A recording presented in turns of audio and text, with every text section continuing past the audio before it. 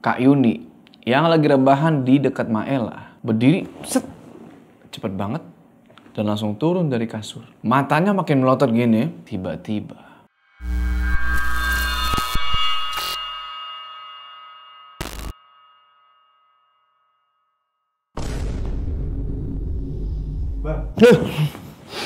Ya. Oke. Assalamualaikum teman-teman, balik lagi sama gue Joe. Apa kabar kalian semua? Semoga kalian semua menonton video ini diberikan kesehatan, dilancarkan rezeki dan selalu dimudahkan urusan-urusannya, dan selalu dilancarkan puasanya. Nih kita kok dilancarkan puasanya? Ini udah masuk ini kan ya? Lebaran harusnya ya. Udah Idul Fitri nih. Pokoknya ya dijauhi dari segala mara bahaya, dan bagi yang mudik semoga mudiknya lancar dan bisa balik lagi ke tempat sini. Oke, di part 3 ini kita bakal ngelanjutin cerita Kampung Jabang Mayit 2 by Queer Typing. Kalau di part sebelumnya kita lihat nih kan, Kak Yuni dia makin gak normal. Begitu juga sama keadaannya Pak Akbar yang semakin parah. Tapi meskipun begitu, Pak Akbar ini bisa dibilang benar-benar mencurigakan. Nggak kayak orang yang sakit parah. Buktinya Arya ngegap Pak Akbar tuh, lagi ngintip dari balik pintu. Dan sama kalian inget kan tuh yang pas dijambak sama Kang Panjul, si Pak Akbar malah senyum. Dan juga keadaan di toko material kayu itu makin mencekam. Bau amis darah itu masih kecium. Kita lihat terakhir di part kemarin itu, Arya ini ditemuin sama sosok yang dia udah gak asing lagi. Sosok perempuan yang nemenin dia di bus pas berangkat ke desa Rangkaspuna. Siapa lagi kalau bukan Nita. Dan juga sebelum kita akhiri part 2 kemarin, Arya ini dibekep di dalam rumahnya pas lagi mau masuk ke kamar bapaknya. Nah yang ngebekep dia ini gak tahu siapa. Tapi yang Arya lihat sekilas dari ujung matanya, orang ini pakai jaket dan kepalanya tuh ditudungin. Orang misterius yang udah beberapa kali Arya lihat. Nah, di part 3 ini kita bakal ngelanjutin cerita Kampung Jabang Mayitnya dari sudut pandangnya Gama dan Budi. Kayak gimana kelanjutannya? Tonton video ini terus. Deh, kita gak usah lama-lama lagi. Udah siap? Gue mau lanjut tidur lagi.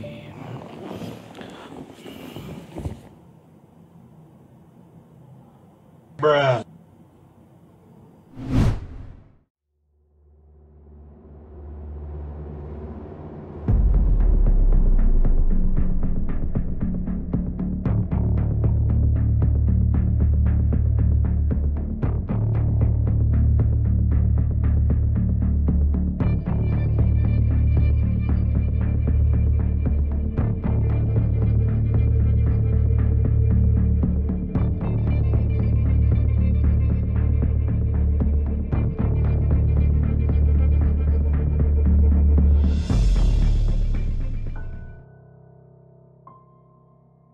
Gam, udah mau tengah malam, jangan siksa badan kamu kayak gitu.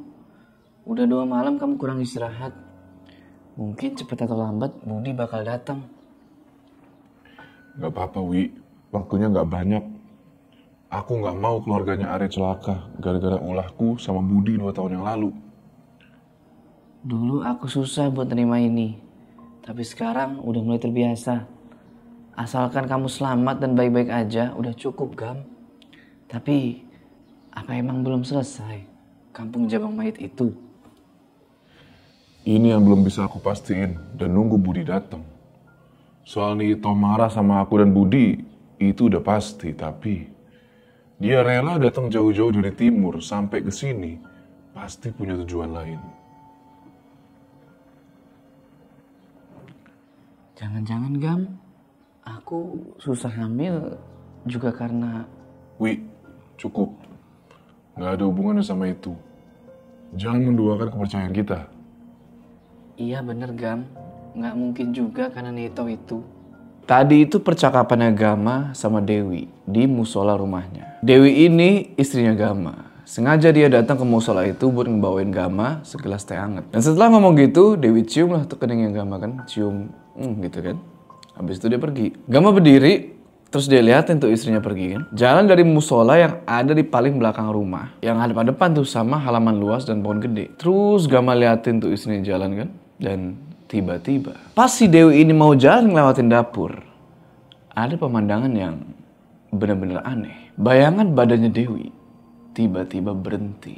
Malah jadi dua. Satunya masih ngikutin Dewi dan satunya lagi itu cuma diem. Persis kayak yang waktu itu Kak Yuni. Gama terus perhatiin dari jauh kan. Dan yang anehnya lagi, bayangan pertama itu cuma diem. Terus gak lama, tangan bayangan itu gerak kayak ngelus-ngelus perut gitu. Dan tiba-tiba, kucing hitam, ingat kan? Kucing hitam ngikutin Gama waktu itu. Jalan sambil agak terbincang-bincang tuh ke arah bayangan itu. Nah, setelah disamperin sama kucing hitam itu bayangan langsung hilang gitu aja. Abis itu si kucing hitam langsung lari nih ke arah Gama. Sambil jongkok dan ngelus-ngelus kepala itu kucing, Gama bilang dalam hati, kalau itu petanda buruk, tolong tunjukkan. Singkat cerita, pagi hari ya nih, abis sholat subuh. Kayak biasa, Gama gak langsung berdiri tuh. Dia lanjutin tuh zikir kan. Zikir terus sambil merem kan. Dan tiba-tiba, gelas teh anget di belakang dia yang semalam dibawain sama istrinya tuh si Dewi tiba-tiba kedengeran geser. Tapi Gama santai di situ sambil masih ngadep ke kiblat. Pelan-pelan dia buka mata gitu kan. Terus dia bilang, Kenapa nggak bilang kalau datang? 2 malam aku tunggu di sini. Gak lucu rasanya ganggu kamu yang lagi kayak gitu. Tapi aku mesti sampein ini. Ternyata keadaan di rumah Arya dan material kayunya lebih berbahaya dari apa yang aku bayangin. Apa yang aku khawatirin, takutnya kejadian, Bud. Bentar, Gam. Aku capek bener nih. Aku ngerokok dulu ya 1 batang. Gama terus balik badan tuh. Dan di situ dia ngeliat Budi, udah nunduk ini. Kayak biasa, Budi ini kalau ngomong sama Gama pasti nunduk. Dan di situ Gama lihat mukanya Budi ini udah keringetan semua. Lalu Gama ceritain lah tuh soal yang semalam si Gama ngelihat badan istrinya Dewi itu bayangannya jadi 2. Dimana satu bayangan itu cuma diem aja di ujung dapur sambil gerak ngelus-ngelus perutnya tuh kayak orang hamil. Budi yang baru aja mau minum teh nih sampai keselak gara-gara ngedenger ceritanya Gama tadi. Budi bilang, Gam, tapi Dewi sama Bu Mulyani baik-baik aja kan? Iya. Apa yang kamu bawa dari rumah Arya dan material, Bud? Jangan bilang bayangan hitam itu pertanda. Material, bau amis darah. Di rumah Arya, bayangan itu udah datang. Aku belum tahu dari mana, tapi kayaknya ada yang ngundang, Gam. Ada 3 orang yang aku curigain. Cuma aku belum tahu nama-namanya. Maksudnya sama kayak bayangan yang aku lihat tadi. Kemungkinan, iya. Aku udah keliling material, Gam. Dan ada 1 orang yang mencurigakan. Bahkan sampai nggali tanah di dekat kamar Akbar malam itu. Dan yang lebih parah lagi. Apalagi, Bud? Bilang aja. Sebelum kita ngomong sama kakek Dudoy dan Mang Idim. Di situ Budi bilang sambil bisik-bisik, kalau kakaknya Arya, Kak Yuni, itu lagi hamil. Dan keluarga dari desa Rangkas Puna udah pada datang, yaitu Ma Ella, Kang Panju, sama Bu Yani. Ngedenger itu, Gama langsung diam sebentar. Diam. Habis itu dia bilang, Pastiin sekali lagi. Sore ini aku pengen lihat langsung material sama rumah Arya, Bud. Tapi aku mau ngomong dulu sama Ki Duduy. baik Gam, itu yang aku khawatirin. Pastiin Arya inget sama keris itu dan selalu dia bawa. Supaya Bahidim bisa gampang tahu keadaan di sana. Habis ngomong gitu, Budi langsung berdiri dan pergi gitu aja. Cuma Budi yang bisa keluar masuk ke rumahnya Gama lewat mana aja yang dia suka. Habis itu Gama pergilah tuh sarapan kan sama Dewi sama Bu Mulyani. Bu Mulyani ini mertuanya Gama. Akhir-akhir ini emang Bu Mulyani itu lebih sering ngabisin waktu di rumahnya Umi Esi. Umi Esi ini ibunya Gama. Buat belajar ngejahit dan nganyam gitu loh. Ya hitung-hitung aktivitas baru lah di hari tua kan. Dan setelah sarapan itu Gama sama Dewi langsung pergi nih ke toko bangunan. Di perjalanan Gama cerita tuh ke Dewi. Kalau tadi subuh Budi datang dan ngebawa kabar genting. Ya yang tadi itu. Kabar yang ngasih tahu kalau keluarganya Arya ini bener-bener dalam bahaya. Ngedenger itu, Dewi kaget. Dia minta supaya Gama cepet-cepet deh ke rumahnya Arya buat nolongin keluarganya dia. Padahal Dewi ini sama sekali belum pernah ketemu Arya loh. Apalagi ibu sama kakaknya dia. Cuma ya mungkin namanya hati perempuan tuh lebih ngerasa empati lah mungkin ya.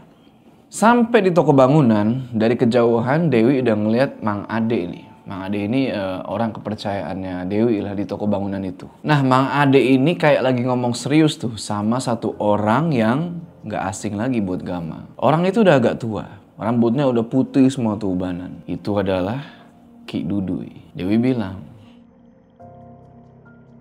"Tumben Gam, itu kakek udah ada di toko pagi-pagi begini." Oh, sama Mang Idim juga. Tuh lihat. Mang Idim kayak abis ngelilingin toko. Ada apa ya? Apa gara-gara tadi subuh Budi ke rumah? Gak Gama jawab pertanyaan Dewi itu. Dia langsung parkirin mobil di samping mobil bak yang biasa Mang Ade bawa tuh. Abis parkir, Gama sama Dewi terus turun mobil dan nyalamin tuh Ki Duduy. Dewi langsung nyuruh Mang Ade buat beli makanan tuh.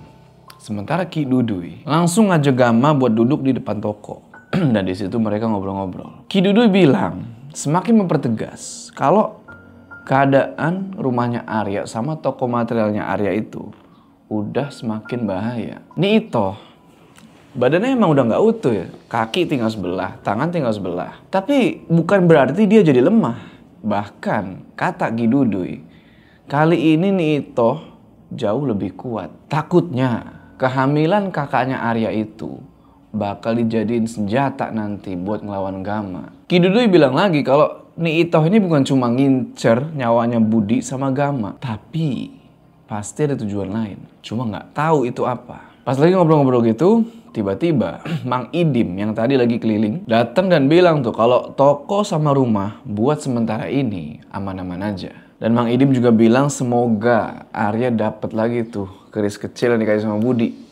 Dan semoga dia bawa kemana-mana tuh. Juga Mang Idim bilang kalau darah dari luka di punggungnya Pak Akbar itu yang bau amis itu kayak ngundang supaya nih Itoh datang. Ditambah lagi keluarga almarhum Pak Ageng ada di rumah Arya. Dewi sama Mang Ade yang ngelihat obrolan serius Gama, Ki Duduy sama Mang Idim sama sekali nggak berani ngedeket tuh. Padahal mereka mau nganterin makanan sama minuman nih, tapi mereka mutusin buat nunggu aja sampai mereka selesai ngobrol. Ki Duduy di situ bilang lagi, pokoknya jangan anggap nih Itoh yang sekarang bakal gampang dikalahin.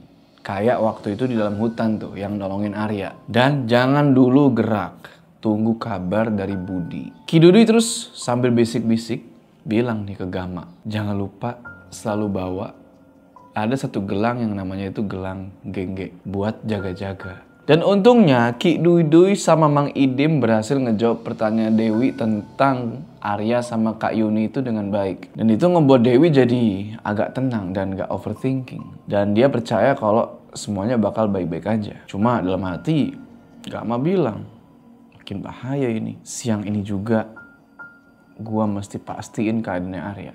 Nggak terasa udah masuk zuhur. Nggak pakai lama Gama langsung pergi sholat tuh. Sambil sekalian nungguin Budi datang. Singkat cerita, abis sholat Dewi datang nih nyamperin. Ngasih tahu kalau Budi udah datang dan lagi nungguin si Gama. Langsung aja Gama berdiri tuh dan jalan ke depan toko. Budi udah duduk di situ kan sambil biasa ngerokok. Tapi kali ini ngerokoknya kayak orang gelisah gitu, kayak gelisah lah. Gama samperin tuh si Budi kan. Dan dia nanya, Bud, gimana? Sore ini kita pergi ke material dan kita awasi rumah Arya Gam. Semalam Yuni udah kerasukan bayangan. Bayangan itu namanya pemakan janin. Aku dengar dari omongan keluarga Arya dan Mak Ella yang tahu masa lalu itu. Cuma rumah sama material aja yang aku curigain. Dan ada satu orang yang mau semua ini terjadi. Gama cuma diam tuh ngedenger omongannya Budi. Kecemasan dia selama beberapa hari ke belakang ternyata benar. Nih Itoh bakal datang lewat cara yang gak biasa. Gam, oke. Aku telepon Arya dulu. Kita gerak. Kamu kasih kabar Mang Idim di rumahnya Umi. Habis itu, kita pergi sore ini ya. Singkat cerita, Gama sama Dewi pulang ke rumah tuh. Sedangkan Budi dia udah pergi lagi ke tujuannya lah. Nah, pas sampai rumah, Gama langsung telepon tuh Arya. Dan percakapannya ya itu ya kayak yang di part sebelumnya. Nah, abis ngomong sama Arya di telepon itu, Gama jadi kepikiran. Apa jangan-jangan Pak Akbar ini ada perjanjian lain lagi sama Nito? Dan juga Mang Idim sama Ki Duduy masih belum bisa mastiin bayangan itu apa. Dan tujuan Nito itu apa selain ngabisin Budi sama Gama. Gama terus baca pesannya Mang Idim yang udah dikirim sebelumnya tuh. Yang dimana pesan itu bilang, pastikan dulu bayangan itu dari mana, Gam. Jangan dulu gerak. Pasti ada asal muasalnya. Jangan sampai gegabah. Jangan bergerak lebih sebelum ada perintah dari kakek Duduy. Gak lama kemudian, di pos jaga depan rumah, Mang Tahrim. Mang Tahrim ini yang jagain pos itu ya. Baru aja ngebukain gerbang tuh. Dan bener aja ternyata itu Budi yang datang pakai motor. Langsung aja buru-buru Gama samperin tuh dia. Gak lupa, dia ngirim pesan dulu tuh ke istrinya sama ke Bu Mulyani. Supaya jangan pulang dulu ke rumah. Sebelum Gama nanti malam sampai duluan di rumah itu. Gama nanya ke Budi. Bud, jawab singkat. Seberbahaya apa bayangan itu? Dari bau amis darah, bayangan-bayangan itu bisa gampang datang. Yuni bisa kerasukan bayangan itu, Gam. Dan mungkin kita bakal ngadepin yang kayak gitu. Kita pastiin. Dan nih, kamu harus paham maksud pesan Mang Idim.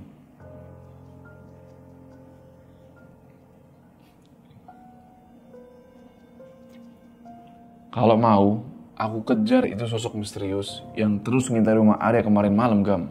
Gama nggak jawab apa-apa lagi di situ. Dan abis obrolan itu, mereka berdua pun pergi nih ke toko materialnya Arya. Jarak dari rumah Gama ke toko material kayunya Arya itu makan waktu kurang lebih 40 menit. Budi bawa motornya lumayan agak ngebut di situ. Jalanan kota yang mulai agak macet, dia terabas motornya. Pokoknya dia terabas lah. Karena nggak lama lagi, udah mulai masuk waktu sore nih, takutnya kesorean. Singkat cerita, Gama sama Budi sampai nih beberapa meter dari toko materialnya Arya. Di seberangnya persis. Dan mereka berhenti itu ada di satu warung. Yang di warung itu udah ada beberapa pekerja material yang lagi nongkrong di situ. Budi parkirin itu motor kan. Terus dia bilang, pas kita datangnya, pekerja di materialnya Arya bakal bubar bentar lagi. Kita nggak mungkin masuk lewat pintu depan, Gam. Ada jalan yang udah aku siapin semalam. Jadi Bud, mana orang yang kamu curigain? Tenang, kita tunggu bentar. Aku mau pesen kopi dulu. Gama terus liatin tuh kan toko materialnya Arya. Toko material kayu yang bisa dibilang tuh nggak kecil. Toko kayunya Arya itu terkenal paling lengkap. Punya mesin-mesin canggih buat ngolah kayu. Budi sambil ngerokok dan ngopi tuh kan. Nggak sengaja dia ngedenger percakapan dari pekerja toko material yang lagi ngopi di situ. Gama juga ikut ngedengerin. Mereka diem aja tuh kan sambil nguping. Intinya pekerja-pekerja itu pada ngeluh sama Mang Didi. Yang mereka bilang mencurigakan. Marah-marah mulu. Padahal Mang Didi ini sama-sama pekerja kayak mereka, cuma ngapa marah-marah mulu gitu. Dan juga bagian jaga malam semuanya udah diambil tuh sama Mang Didi. Jadinya pekerja-pekerja itu nggak kebagian uang jaga, padahal lumayan itu. Terus Gama sama Budi dengerin percakapan mereka itu. Dan gak lama, karena udah semakin sore, Gama langsung bayar tuh pesanannya Budi ke si ibu warung. Dan untungnya para pekerja-pekerja itu nggak curiga sama sekali sama Gama dan Budi. Kelar bayar, Gama sama Budi langsung pergi tuh dari warung itu dan mereka nyebrang jalan. Budi bilang, nama orang tadi itu Gam, orang kepercayaannya Arya sama Akbar yang aku curigain. Gama nggak jawab apa-apa, dia cuma ngangguk kayak di situ sambil terus nyebrang jalan. Budi ngajak Gama buat ke samping toko material itu yang udah di tembok agak tinggi. Yang ternyata di samping tembok tinggi material itu ada kebun lumayan luas. Banyak pohon-pohon sama ilalang, cuma nggak keurus. Jadi ya lebat gitu lah. Sambil terus jalan ngikutin Budi yang mulai nerobos ilalang-ilalang tinggi. Gama nanya, emang mesti lewat sini, Bud? Budi jawab tuh sambil bisik-bisik, pelan banget. Aku udah buat jalan kecil. Ada tangga yang aku bikin di sana. Bentar lagi sampai. Kita bakal langsung ke bagian belakang. Baru aja mereka mau sampai ke tangga yang Budi maksud tadi. Tiba-tiba di depan dia kedengeran ada suara langkah lain. Sontak Budi berhenti dan nyuruh Gama tuh buat jongkok sambil bilang, "Diam Gam." Bener aja. Di antara celah-celah ilalang-ilalang tinggi itu, mereka berdua ngelihat sosok laki-laki pakai baju hitam semua, pakai jaket yang ada tudungnya. Gama gak bisa lihat jelas orang itu siapa, apalagi cahaya udah mulai berkurang kan. Cuma untungnya itu orang gak ngelihat tangga yang udah dibikin sama Budi. Mungkin orang itu kira ya itu cuma kayu biasa. Budi sama Gama langsung ambil posisi tuh pelan-pelan kan, supaya orang itu nggak tahu. Si orang misterius itu terus jalan buru-buru tuh ke arah yang sebelumnya Budi sama Gama tadi lewatin. Mereka berdua semakin jelas lihat orang itu sambil ngumpet ya di semak-semak ilalang gitu kan. Liatin. Dan si orang misterius itu ternyata bawa plastik hitam. Cuma nggak tahu nih isinya apaan. Budi terus ngeluarin pisau tuh dari balik punggung kan. Dan baru dia mau balik badan nih, Gama bilang, "Bud, ingat pesan Mang Ibim. Udah 2 malam aku penasaran sama orang itu, Gam. Tahan dulu. Tujuan kita cuma mastiin keadaan. Jangan gegabah." Setelah nunggu beberapa menit dan mastiin keadaan aman, Gama sama Budi diriin tuh tangga. Dan mereka lewatin itu tembok material yang lumayan tinggi. Cuma hamparan kayu yang lumayan banyak tuh yang Gama lihat. Tapi karena Budi udah 3 kalinya masuk ke material lewat jalan itu, dia benar-benar gak kesulitan nemuin jalan di antara kayu-kayu itu. Terus jalan dan Budi bilang, "Ntar Gam, itu tuh kantornya Arya yang aku curigain." Baru aja Gama mau jawab nih, tiba-tiba pintu kantor itu kebuka. Dan keluarlah nih satu orang yang sama sekali Gama gak kenal. Lagi nyalain lampu-lampu tuh di toko material. Gama bilang, Bud, kamu cium bau ini? Ini aku curigain, Gam. Gak ada bangke satupun. Aneh ini, Bud. Lihat aja orang itu. Harusnya kalau kena cahaya matahari sore, bayangan badannya ada di depan. Soalnya kan matahari ada di belakang dia. Coba kamu perhatiin. orang yang barusan nyalain lampu dan keluar dari kantornya Arya itu bener-bener gak ada bayangannya. Semua barang-barang di toko material itu, ya karena cahaya matahari itu kan ada bayangannya semua ya. Hukum alam lah kan. Cuma orang itu yang gak ada bayangannya. Budi yang mau lanjut gerak langsung ditahan sama Gama. Dia minta Budi buat tunggu sebentar. Soalnya Gama ini yakin kalau Arya ada di dalam kantor itu. Dia penasaran tuh sama apa yang bakal terjadi selanjutnya. Sambil mastiin gelang gengge. Gak tau ya gue baca bener apa enggak tuh, gelang gengge ya. Yang dia bawa dari rumah tuh ada di kantongnya. Gama terus perhatiin tuh ruang kantornya Arya. Oh iya, yang gak tahu gelang gengge itu, jadi itu kayak semacam apa ya, gelang kucing gitu loh. Kalung yang suka dipakai sama kucing tuh, nah itu kayak gitu. Gak lama mulai kedengeran nih azan maghrib. Budi kelihatan udah gak sabar banget pengen ketemu sama Arya. Dan beberapa menit kemudian sambil bisik-bisik Budi bilang, "Gam, lihat itu." Budi ngomong gitu sambil nunjuk ke arah satu lampu yang ada di samping kantornya Arya. Pas Gama lihat, ternyata ada bayangan di situ. Bayangan yang persis kayak waktu itu ada di dapur rumahnya yang nyerupain badan istrinya itu. Budi cuma ngangguk-ngangguk aja di situ. Dan tiba-tiba bayangan hitam itu makin jelas. Jadi berbentuk seorang cewek, rambutnya panjang. Dan sepersekian detik, bayangan itu mulai gerak ke arah depan pintu kantornya Arya. Dan sekarang itu bayangan udah benar-benar berubah.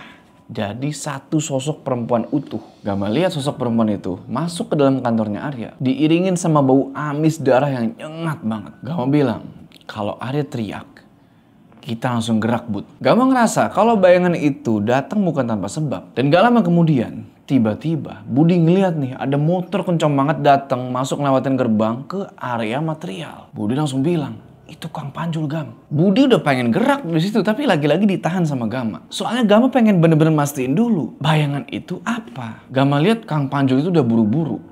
Abis parkirin motor, dia langsung pergi tuh ke pintu kantornya Arya, terus tendang. Bah! Abis itu, di arah samping kantornya Arya, di antara celah-celah kayu itu, Gama kaget bukan main. Dia langsung bilang ke Budi, "Bud, itu siapa?" Di situ, udah ada Itoh lagi berdiri. Persis tuh, pakai kakinya yang tinggal satu, tangannya tinggal sebelah. Itu nenek-nenek cuma ngangguk-ngangguk aja gitu sambil ngeliatin ke arah kantornya Arya. Tapi nggak tahu kenapa Gama ini ngerasa kayaknya nih Itoh di situ udah tahu di mana dia sama Budi ngumpet. Budi langsung bilang, sialan, bener kan dugaanku Gam? Gak lama kemudian tiba-tiba Arya sama Kang Panjul udah keluar kantor tuh. Kayak orang yang panik. Arya pergi ke mobilnya, sedangkan Kang Panjul ke motornya. Dan Itoh tahu-tahu hilang aja tuh, nggak tahu kemana. Karena Gama mesti mastiin keadaan di kantornya Arya. Dia sama Budi mulai gerak lagi. Pergi ke tempat Itoh tadi berdiri. Pas sampai di samping tembok kantornya Arya, Budi bilang, ada yang naburin tanah merah dari kampung Jabang Mayit. Sama kayak kejadian di kamarnya Arya di rumahnya Ageng 2 tahun lalu. Tapi Bud, apa mungkin orang yang tadi yang pakai tudung, yang bawa plastik hitam, apa dia yang udah naburin tanah ini? Bener. Berarti bisa jadi semuanya gara-gara kemauan orang itu. Aku inget, bayangan itu barusan udah menyerupai Nita, perempuan yang Arya kenal, Gam. Di situ Gama langsung mikir, kalau bayangan itu bisa jadi Nita, apa itu bayangan bisa jadi Barja, Basir, atau bahkan Pak Ageng? Habis itu Gama langsung tarik tangannya Budi tuh, ngajak dia buat pergi ke rumahnya Arya saat itu juga. Budi pun gak ngebantah apa-apa lagi di situ. Baru aja Gama mau naikin tembok yang sebelumnya dia sama Budi naikin, tiba-tiba dari arah kantornya Arya kedengeran suara bayi nangis. Kenceng banget. Mereka berdua sampai berhenti sebentar tuh di atas tembok. Budi bilang, bener-bener sama kayak tangisan bayi di kampung Jabang Mayit, Gam. Ilmu di Itoh jauh lebih sakti. Dari bayangan aja bisa bikin kacau kayak gini. Gak pakai lama, Budi sama Gama langsung jalan ngelewatin ilalang-ilalang yang tadi mereka awal lewatin tuh. Habis itu mereka nyebrang jalan dan pergi ngambil motor yang tadi diparkir di dekat warung. Nah, sambil nyebrang jalan, Budi bilang, padahal kalau tujuannya nih Itoh itu kita, kenapa mesti ke Arya dulu? Bener apa yang kakek bilang, Bud. Nih Itoh punya urusan lain sama keluarganya Arya. Terus tujuan selanjutnya adalah kita. Sampai warung, Budi langsung pergi nih ke arah motor. Dan di warung itu, sepi warungnya. Cuma ada satu orang nih yang Gama lihat. Ada satu laki-laki tua, pakai sarung lusuh ya, lagi duduk di situ. Dan udah ada Vespa tua nih, parkir. Kemungkinan Vespa si orang ini. Nah, si ibu warung itu terus nganterin si bapak-bapak ini air putih. Sambil nanya nih ke Gama sama Budi. Kalian berdua ini dari mana? Kok ke arah kebun itu? Baru pertama ibu lihat ada orang ke arah samping material. Saya yang punya tanahnya, Bu. Kebetulan samping-sampingan sama punyanya Pak Akbar. Oh, pantas saja. Soalnya jarang ada orang yang ke situ. Habis ngobrol gitu, Gama perhatiin nih si Budi lagi senyumin si bapak-bapak yang sarungan tadi. Dan beliau balas juga tuh senyumannya si Budi. Gama ngerasa ini bapak-bapak kayak tahu apa yang sebenarnya Gama sama Budi udah lakuin barusan. Gak pakai berlama-lama, Gama sama Budi langsung naikin itu motor dan mereka jalan.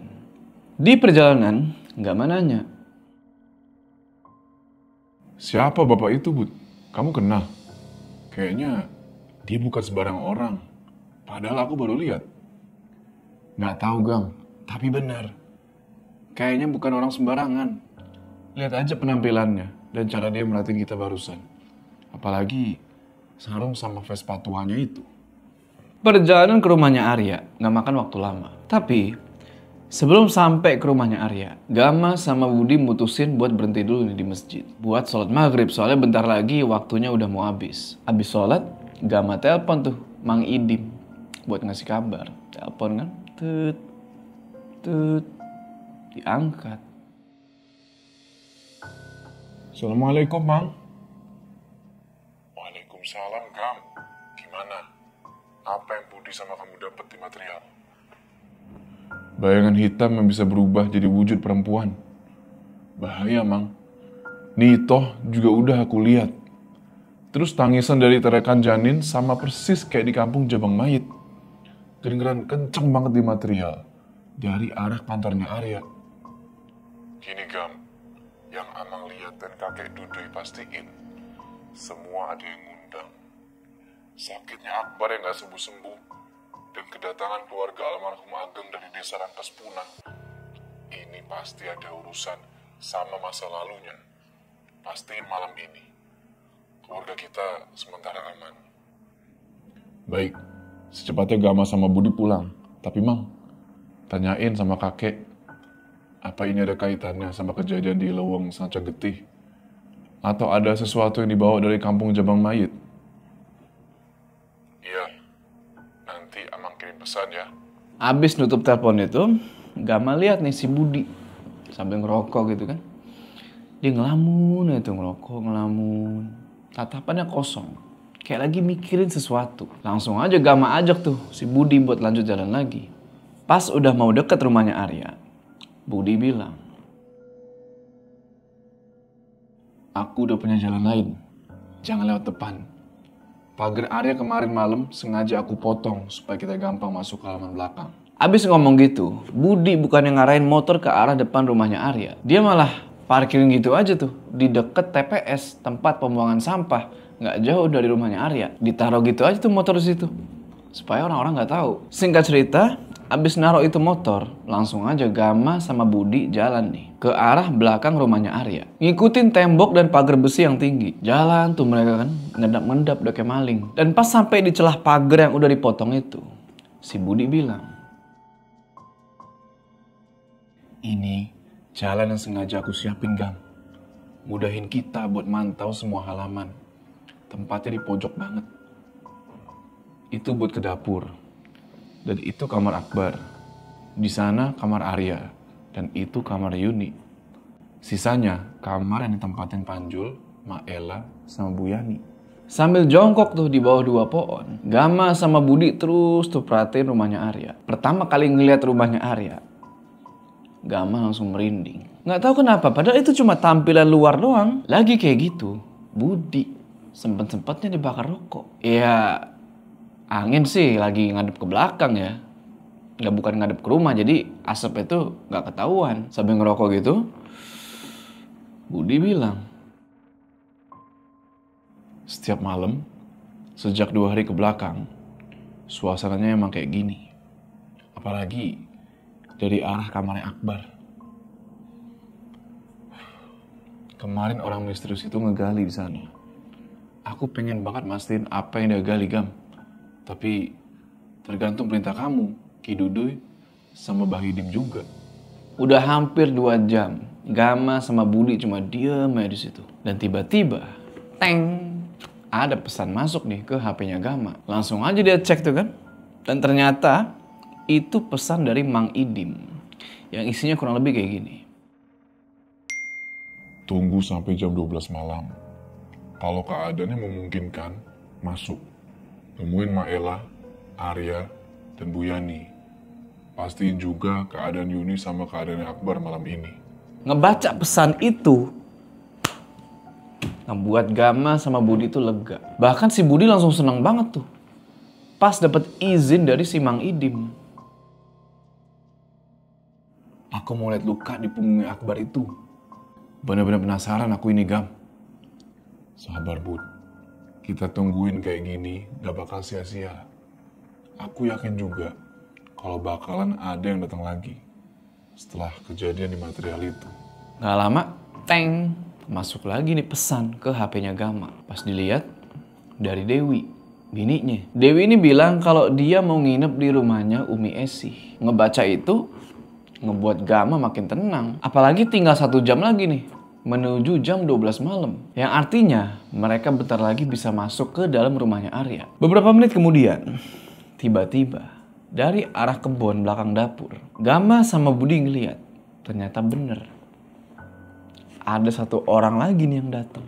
Orang yang sama yang mereka lihat di kebun samping material tadi sore. Masih pakai pakaian sama, pakai jaket, pakai tudung, masih bawa plastik yang sama. Jalan ngendap-ngendap tuh ke arah jendela kamarnya Pak Akbar. Gama langsung bilang ke Budi, "Tuh Bud, itu laki-laki misterius."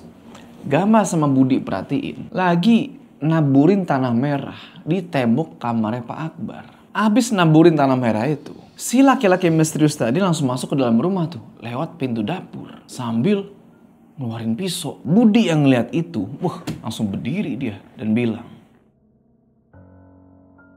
"Masuk, Kang. Bahaya. Dia ngeluarin pisau." "Bud, lihat ke dalam kamarnya Akbar." "Ini itu." Budi sama Gamal langsung jalan ngedap-ngedap tuh ke arah samping supaya nggak kelihatan dari arah kamarnya Pak Akbar. Di situ Gama baru tahu kalau ternyata tanah merah itu dipakai buat ngundang juga. Selain bau amis darah itu, Gama di situ ngerasa jantungnya udah dak dik duk dak dik duk dak dik duk dak dik duk. Apalagi tangannya Budi udah siap-siap aja tuh di belakang punggungan, udah siap narik pisau kapanpun dia mau. Sekarang mereka berdua udah ada di samping pintu dapur nih. Dan mereka ngedenger jelas suara langkah laki-laki misterius itu. Gama bilang ke Budi sambil bisik-bisik, "Ingat, Bud, jangan dulu ambil tindakan. Biarin orang itu lolos malam ini. Aku masih penasaran siapa orang itu sebenarnya. Bisa jadi buat petunjuk kita selanjutnya. Paham?" mereka berdua masih diem nunggu di samping pintu dapur itu. Suara langkah kaki tadi kedengeran makin jauh tuh masuk ke dalam rumah. Budi nafasnya udah makin kenceng tuh udah. Gama tahu kalau Budi ini lagi nahan buat nggak ngelanggar perintahnya dia. Ditambah gelang gengge yang dari tadi si Gama kantongin itu udah mulai berasa panas. Dan dia baru sadar di situ kalau di tempat awal tadi dia sama Budi ngumpet tuh yang di celah pagar itu, si kucing hitam udah ada di situ. Sambil merem, Gama coba buat konsentrasi. Coba buat ngedengerin apa yang lagi terjadi di dalam rumah itu. Konsentrasi itu merem kan. Gak lama kemudian, bahaya. Gama sama-sama ngedenger Pak Akbar ini kayak lagi ngomong sama Nito. Tiba-tiba dek, Budi megang dadanya Gama tuh. Nyoba buat nenangin dia. Dan gak lama setelah itu, si sosok misterius tadi, Gama lihat dari arah samping, udah ngebekep si Arya. Dan nyeret dia kasar banget tuh sampai ngelewatin pintu dapur. Terus kedengeran suara pukulan kan. Arya di situ sambil kesakitan nanya ke sosok yang udah mukul dia itu, "Siapa kamu?" kan? Tapi bukannya dijawab, si Arya malah dipukulin lagi.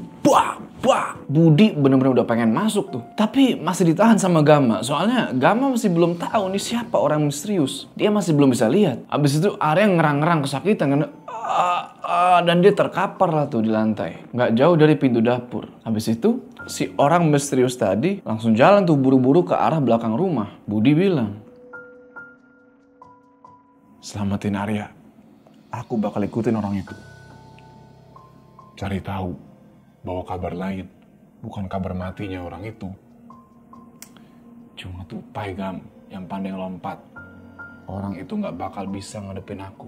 Habis itu Budi mulai jalan tuh pelan-pelan ngikutin si orang tadi. Gama terus masuk lewat pintu dapur. Dan dia langsung megangin Arya tuh yang udah terkapar di lantai sambil maksa dia buat berdiri. Gama bilang, "Tahan Arya, ini aku, Gama. Ayo bangun." "Gam, tolong aku, Gam. Tolong. Di dalam kamar Bapak ada Nito." "Arya, Gama, ayo masuk. Ada apa ini?" "Orang yang semalam kita lihat datang lagi, Mang. Pas aku baru aja ngeliat Bapak lagi sujud di depan Ito di kamarnya." "Pantas aja. Tadi pintu Bapak kekunci." "Kang, tolong pastiin jangan ada yang bangun. Aku mau lihat keadaannya Kak Yuni. Budi lagi ngejar seorang misterius itu." Nggak pakai lama, abis nutup itu pintu dapur, Gama ikutin tuh Arya sama Kang Panjul ke kamarnya Pak Akbar. Pas Gama coba buat buka itu pintu pelan-pelan kan, dia teken itu gagangnya. Bener, kamarnya dikunci. Arya bilang, "Padahal tadi belum kekunci." "Bener, Nito udah datang. Bawa aku ke kamarnya Kak Yuni, Kang." masuk ke dalam kamarnya Kak Yuni.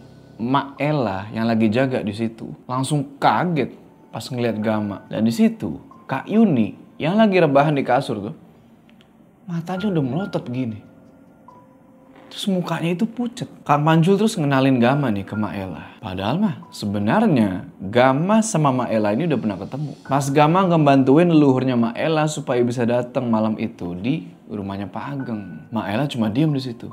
Bahkan beliau ini sampai mau nyium tangannya Gama. Cuma ya si Gama langsung lebih nundukin kepala di situ. Nggak mau lah masa orang tua nyium tangan yang lebih muda kan. Habis itu Maela jelasin lah situasi dan kondisinya. Keadaannya sudah 3 malam seperti ini, Gam. Ada yang dibawa Akbar dari kampung Jabang Mayit. Terlepas Ito sudah pergi dari desa Rangkaspuna 1 bulan ke belakang. Nyisain kekacauan di desa itu.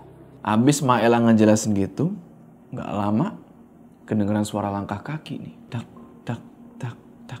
Dari arah dapur. Sontak Gama balik badan dong.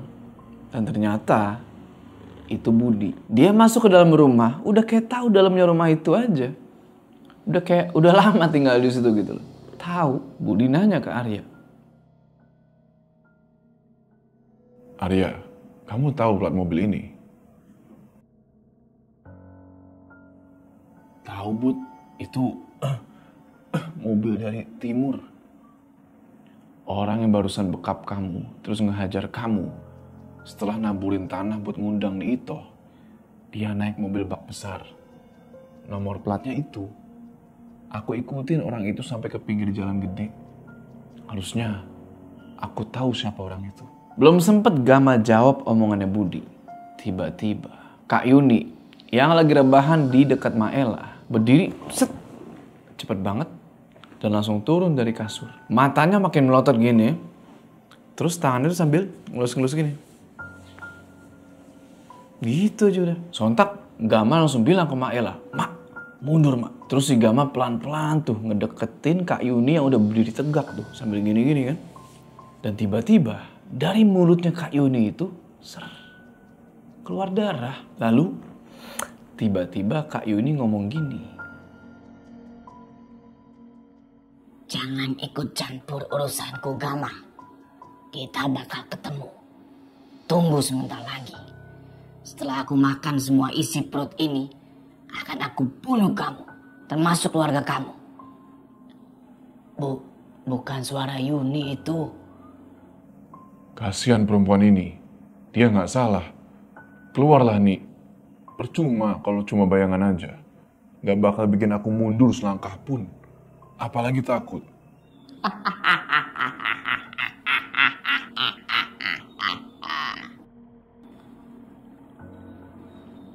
Aku cuma mau nagih janji, Gama. Janin-janin ini harus aku makan. Yang mengingkari janji sama aku berarti mati. Untungnya di belakang Kak Yuni berdiri. Itu ada lemari yang ada cerminnya. Jadi pintu kamar masih bisa kelihatan dari cermin itu. Ngerasa ada sesuatu yang aneh dan bahaya dari pantulan cermin itu. Sontak Gama teriak, "Awas! Di belakang!" Budi juga langsung teriak tuh, "Minggir!" Bener aja. Tiba-tiba, dak! Udah ada yang ngantem pintu kamar Kak Yuni pakai golok. Semua yang dari kamar itu, Arya, Kang Panjul, Maela, kaget bukan main. Lu mau tahu siapa itu megang golok? Pak Akbar. Udah berdiri sambil megang golok dan diacungin itu golok ke arah Arya, Maela, Kang Panjul, termasuk si Gama sama Budi juga. Semuanya pada diem tuh. Dan gak lama, sosok yang ngerasukin Kak Yuni ketawa tuh. Dan Pak Akbar bilang, Siapapun yang mengganggu ritual sakral ini, akan aku habisi nyawa kalian semua. masih jadi pertanyaan.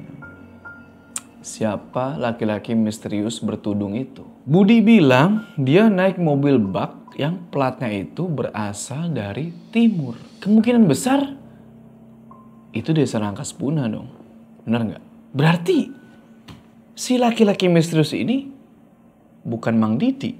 Kita bakal cari tahu di part selanjutnya. Oke, sebelum kita berpisah, jangan lupa kalian like video ini. Dan bagi yang belum subscribe, ayo subscribe sekarang ke channel ini supaya kalian gak ketinggalan part selanjutnya dari cerita ini. Gua Jo. Sampai ketemu di part selanjutnya.